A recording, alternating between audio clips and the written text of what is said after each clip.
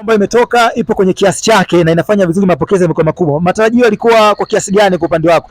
Yamefikia au bado hayajafikia kabisa? Yale malengo ambayo uliyatengenea au ulikuwa unatarajia yamefikia au bado? Kwa kiasi chake malengo yangu yametimia, kwa sababu moja kati ya kolabo zangu kubwa kwa mwaka huu hapa ni hii mojawapo. Kwa hiyo imeweza kuniongezea baadhi ya malengo yangu yametimia, kama wafuatiliaji na show kama hivi.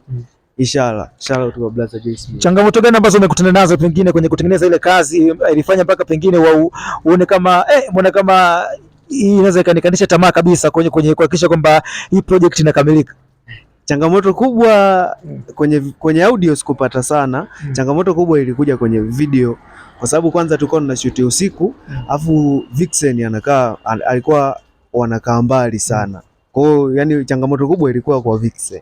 Kwa hiyo ilikuwaje? Mlishoot siku hiyo, alikuja siku ya pili au alichelewa? Alikuja siku hiyo usiku, alikuja tukashoot usiku siku hiyo.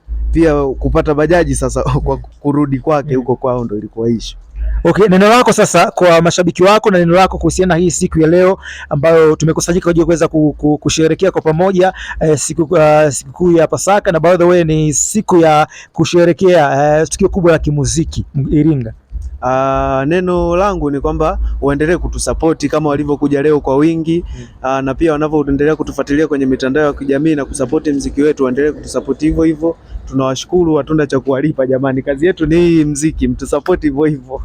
Yeah, big shout out to Bad Boy. Ametoka kuperform kwenye Smith Gang Insta Vibe Season 2 na mimi naitwa Chris J Yara.